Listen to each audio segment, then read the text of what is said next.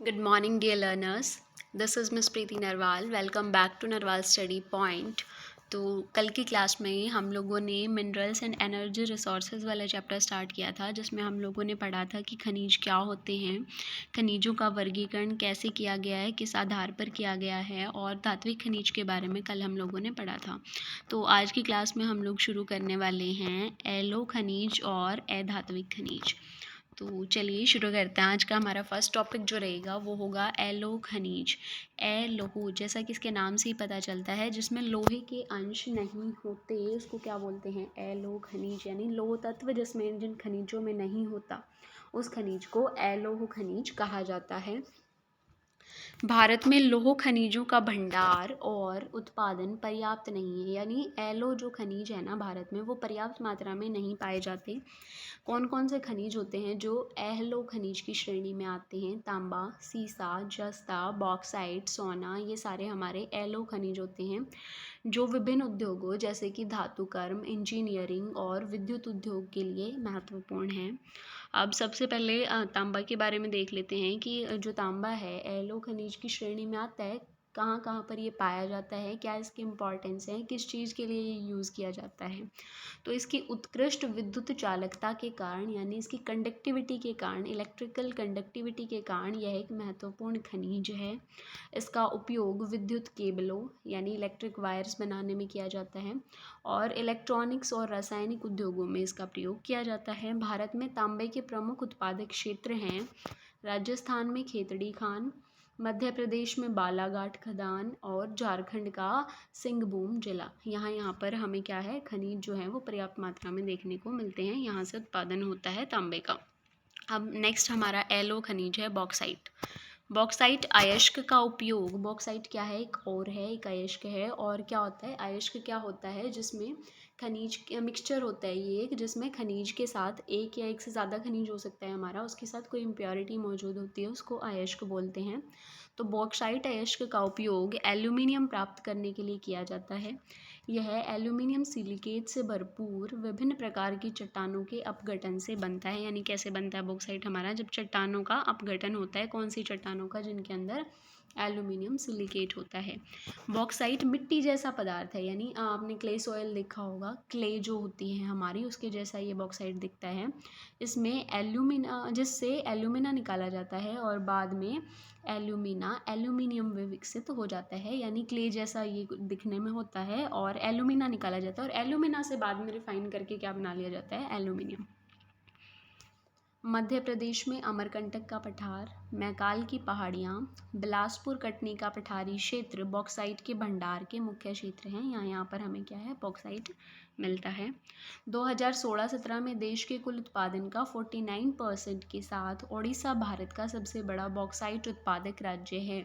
आपने ओडिशा का नाम अपने इस मिनरल वाले चैप्टर में आप कई जगह पर देखोगे, तो मेनली हम क्या कह सकते हैं कि ओडिशा जो है वो खनिजों से एक संसाधन संपन्न, कौन से संसाधन से? खनिजों से संपन्न एक क्षेत्र है हमारा। ओडिशा भारत का एक ऐसा राज्य है जहाँ पर खनिज संसाधन पर्याप्त मात्रा में पाए जाते हैं। कोरापुट जिले में पंचपटमाली जमा ओडिशा में बॉक्साइट जमा का सबसे महत्वपूर्ण केंद्र है। नेक्स्ट हमने बॉक्साइट में देखा कि बॉक्साइट किसके लिए प्रयोग किया जाता है? एल्यूमिना निकालने के लिए प्रयोग किया जाता है। तो अब एल्यूमिनियम जो है वो किसके लिए प्रयोग होता है, क्या होता है? एल्यूमिनियम बेसिकली अपनी ताकत और हल्केपन के लिए जाना जाता है, यानी बहुत हल्का होता है ये। यह बर्तन और बिजली के सामान बनाने में प्रयोग किया जाता है। नेक्स्ट है अधात्विक खनिज। ये थे हमारे एलो खनिज जिनमें लोह तत्व नहीं पाए जाते। अधात्विक खनिज कौन से होते हैं? इनकी मूल विशेषता है कि ये पिघलने पर नए उत्पाद नहीं देते, यानी जब भी अधात्विक खनिजों को मेल्ट किया जाता है तो कोई नया प्रोडक्ट नहीं बनता है इनसे। एभ्रक इसका क्या है, एक महत्वपूर्ण उदाहरण है। तो अब एभ्रक क्या होता है उसके बारे में देख लेते हैं। इसकी डाई इलेक्ट्रिक ताकत, कम बिजली हानिकारक इंसुलेट गुणों और उच्च वोल्टेज के प्रतिरोध के कारण इसका उपयोग इलेक्ट्रिकल और इलेक्ट्रॉनिक्स उद्योग में किया जाता है, यानी इसको एक इंसुलेटर की तरह प्रयोग किया जाता है। एभ्रक प्लेट या पत्तियों के रूप में होता है जिसे पतली चादर में तोड़ा जा सकता है। अभ्रक स्पष्ट काला, हरा, लाल, पीला या भूरा हो सकता है। इन सभी कलर में ये पाया जाता है। इसके निक्षेप मुख्य रूप से छोटा नागपुर पठार के उत्तरी किनारे में पाए जाते हैं। झारखंड का कोडरमा, गया, हजारीबाग बेल्ट अभ्रक का मुख्य उत्पादक क्षेत्र है। अन्य अभ्रक उत्पादक क्षेत्र अजमेर राजस्थान, नेल्लौर आंध्र प्रदेश हैं। नेक्स्ट हमारा अधात्विक खनिज है चूना पत्थर। चूना पत्थर एक रॉक खनिज है जो तलछटी चट्टानों में पाया जाता है। यह कैल्शियम कार्बोनेट, कैल्शियम और मैग्नीशियम कार्बोनेट से बना है, यानी किस किस का कंपोजिशन इसके अंदर होता है, कैल्शियम कार्बोनेट और मैग्नीशियम कार्बोनेट का। चूना पत्थर का उपयोग इस्पात संयंत्रों की ब्लास्ट फर्नेस में लो ऐश को गलाने के लिए किया जाता है, मेल्टिंग के लिए किया जाता है। और सीमेंट के लिए एक कच्चा माल है, यानी चूना पत्थर जो है वो सीमेंट बनाने के लिए कच्चे माल के रूप में प्रयोग किया जाता है। 2016-17 में राजस्थान का भारत में चूना पत्थर उत्पादन में सबसे बड़ा हिस्सा यानी 21% था। अब हमने देखा था कि हम लोग जो खनिज हैं ये हमारे कुछ अधात्विक और अलोह खनिज के बारे में हमने पढ़ लिया। आपकी बुक में ये इंपॉर्टेंट खनिज आपको दिए गए हैं।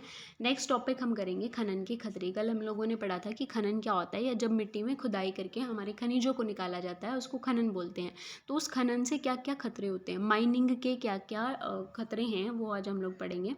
खनन उद्योग को हत्यारा उद्योग क्यों कहा जाता है, यानी कि जब भी माइनिंग इंडस्ट्री की बात आती है उसको किलर इंडस्ट्री भी बोला जाता है। तो ऐसा क्यों बोला जाता है, आपका क्वेश्चन आ सकता है कि खनन उद्योग को हत्यारा उद्योग कहा जाता है, टिप्पणी करें।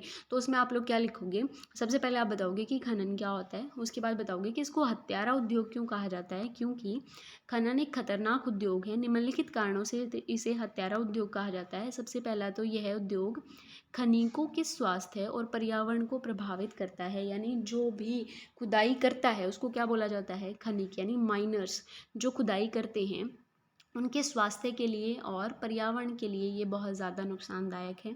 उन्हें धूल और जहरीले धुएं में सांस लेना पड़ता है।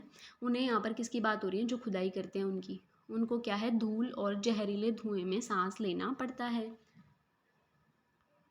खनिक इसे नियमित रूप से सूंघते हैं। अब डेली बेसिस पर खुदाई होगी वहाँ पर, तो डेली क्या है, उनको उसी टाइप की जहरीली गैसों का सामना करना पड़ेगा, तो नियमित रूप से वैसे सूंघते हैं जो फुफ्फुसीय रोगों की चपेट में आ जाते हैं। फुफ्फुसीय रोग कौन से होते हैं, जो आपके फेफड़ों से संबंधित रोग हैं, उनकी चपेट में ये खनिक आ जाते हैं, हमारे माइनर्स आ जाते हैं।